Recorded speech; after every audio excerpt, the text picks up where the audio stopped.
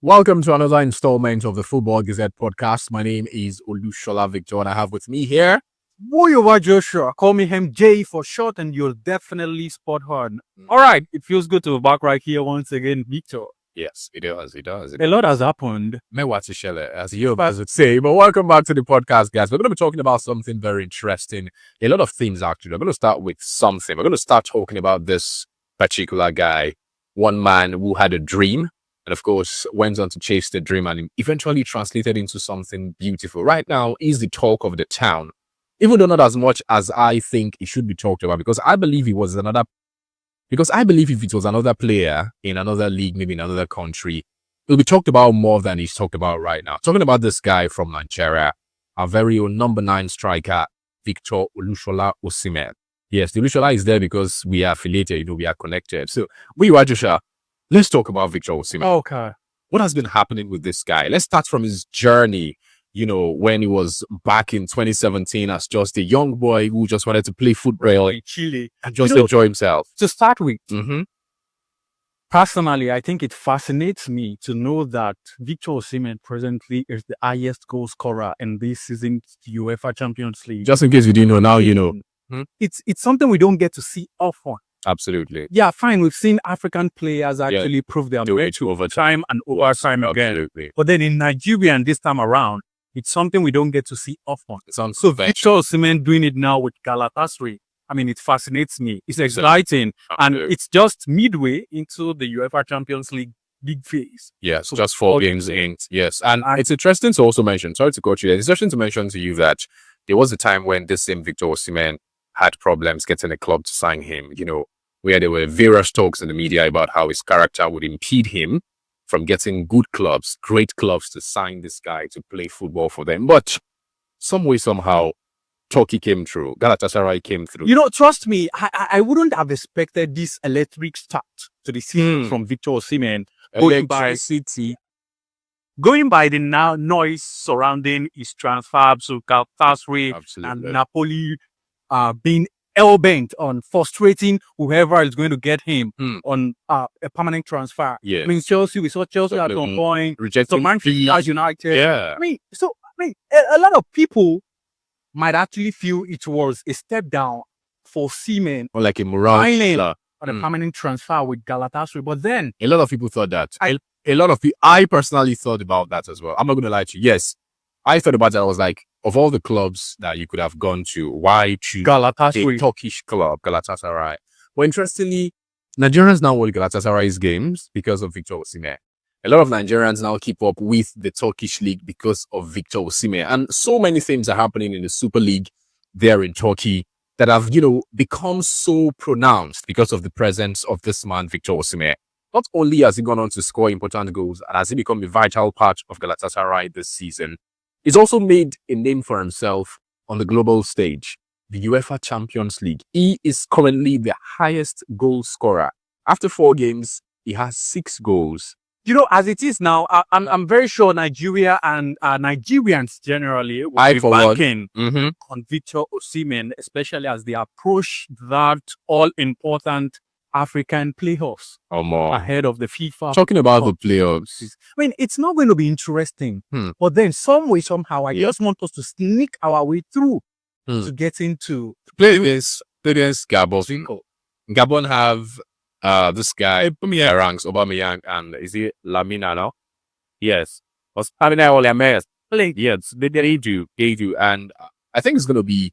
Now, the reason why I'm doubtful about this game, not like I don't think we can win the game, but I think if Lesotho could get us uncomfortable, if Lesotho, Zimbabwe could make us uncomfortable, what happens with a team that has prolific strikers that can actually defeat us, that can actually punish us when we make mistakes?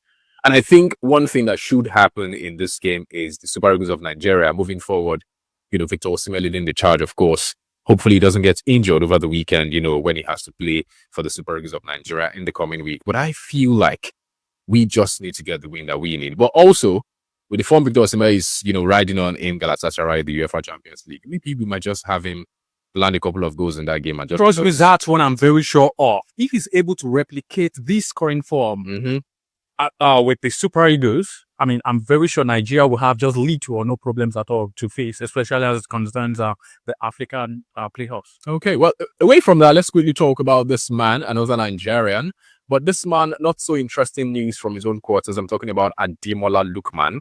There was a clip that, went viral on the internet when he was substituted in the game that Napoli played, or rather the Atlanta played. And it was almost as if a father was chastising his youngest child in a horrible manner in front of the world. And it was really abysmal to actually watch that, because I felt disrespected as a Nigerian.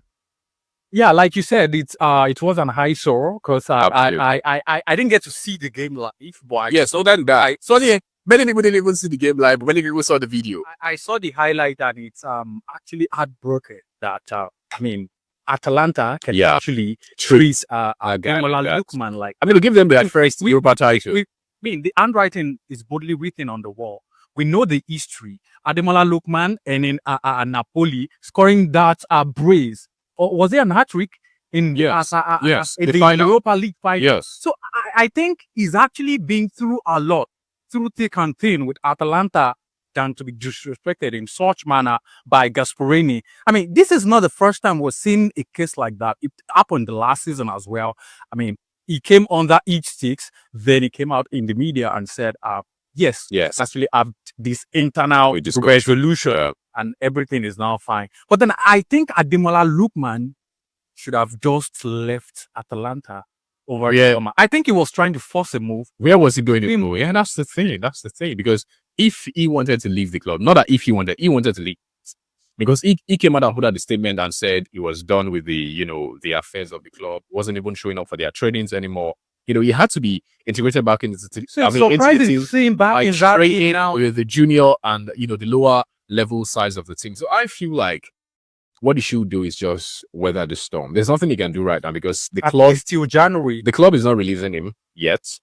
No club is coming for him yet as well. So I think he's boxed into a corner, and he just has to go through this, with the fiercest and strongest emotions possible. But I really feel for him, because he has a lot to offer. But trust me, if there's any shoes anyone won't want to find themselves, is working in a very toxic environment. Absolutely. And that's where Ademola Lookman is presently in. And you can tell for a fact that that's currently affecting his form when it comes to donning the green and white jersey of his very good. Yeah, no, he's been very poor when I tell you, very, very poor. I've never even seen him play anything at all for the Super Eagles of Nigeria in the past 1 year. And I don't really blame him, because he's not balanced mentally, so you can't really expect much.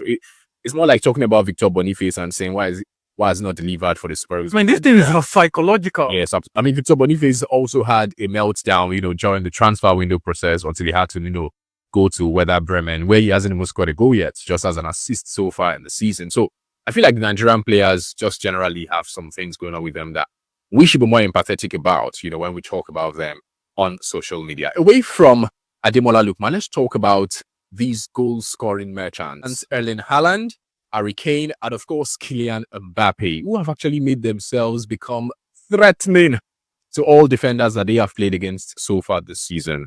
Victor, it's amazing to see that these guys won't just stop scoring. No, they can't. I mean, it's funny to see how they've actually taken it upon themselves to carry their different clubs. Absolutely. And who would have thought that a certain Erling Haaland, just less than 15 games into the season across all competitions, he scored 27 goals. I mean, that's really massive and out of this world. 7 goals. He scored 13 goals for Manchester City and the Premier League. And the second highest goal scorer for Man City in the UEFA Champions League. 13-2. 13-2. That's the difference between. That's crazy. That's wild. It's safe to say that Manchester City are currently occupying where they are now on the Premier League log, all because of Erling Haaland. If not, I think they'll be languishing in the bottom half of the table. I think I agree with you as well. But I think I'm not surprised, honestly, because I think if Manchester City is riding on the wave that they are riding on at this moment, Haaland would even score more goals. I see Haaland doing 50+ goals at the end of the season. Yes, because right now he has 27. Just 10 games into the season. 10 of that. It's more than half of 50. So, okay, let's say he scores one more goal each for the rest of the season. Only November. And that guy is on another word. I mean, honestly. Now, away from Erling Haaland, let's talk about Harry Kane, who is also doing amazing things in the German Bundesliga. I'm not surprised. Yeah, I'm not surprised, but I'm cheap that because Harry Kane has always. I think I'm not surprised what I'm saying, but farm the German Bundesliga. Really, no. Yeah, I think saying it's farming is making it look like he's not doing anything significant. No. I'm not saying that. Of course, we saw him with Tottenham Hotspur in the Premier League. He has already been a goal poacher. He proved his mettle fantastically well with Tottenham Hotspur. So it's no big deal. I just like, when I hear the word farm, it's more like you are saying it's just riding on, just. But then you won't take that away. You can't compare the competitive nature of the German Bundesliga. All leagues are competitive. All leagues are competitive. There is nothing. Honestly, I'm not going to lie. I agree with you. All leagues are competitive at varying degrees. Cristiano Ronaldo did say that scoring in the La Liga was much easier than scoring in Saudi Arabia. What do you think about that? I think that's coming from an angle of 8. Really? Yeah. Honestly. Are you serious? Why would you say it's easier to score in the La Liga compared to the Saudi League? That's a man who is approaching 1,000 goals in his career, telling you that it's easy to score in the La Liga than in Saudi League. So I feel like, are you actually taking him for his word? He's the one playing the game of football. I'm not playing with him. I'm not on the pitch with him. But I'm telling you that using the word farm to describe Harry Kane's goal scoring prowess in the Bundesliga is like a disrespect to the work that. The word farming, but I retrieve the word farming. Of course, Harry Kane has been superb in all season on the space. In all competitions this time around, EFL Pokal, German Bundesliga, European Champions League as well. Absolutely. So I think there's another player we're not talking about. Yeah. That's Kylian Mbappe. Kylian. Regardless of how star-studded. It hurts me that he didn't score against Liverpool, by the way. Honestly, I thought he was going to get a goal against Liverpool. I think it was actually a very low day for everyone, except Thibaut Courtois was on top of his game, particularly. Everyone actually was on fire. Absolutely. So I don't know, but Kylian Mbappe somehow endears himself to a lot of people. How is I found it to thrive in a star-studded team such as Real Madrid. Yeah, it's not something you get to see from an average. No, you don't. Winger or player. We've had a couple of players last 3 years. Yeah. He stayed there mad by injuries. A lot of players have come and gone. Absolutely. But for Kylian Mbappe to actually show, hey guys, come. This is no PSG and I'm well aware. But he's not really spent so much time there. Replicate that. He hasn't spent up to 2 years there yet. Yeah, that's amazing. But let's see how it goes though. But then that's how we call it a wrap on this particular installment of the Football Gazette podcast. And I do hope that you join us in our next episode. Do well to like, share, and of course, drop your comments of what you think on all the talking points in this particular video. Thank you very much. Until some other time when we get to see again, do stay good and safe. Peace out.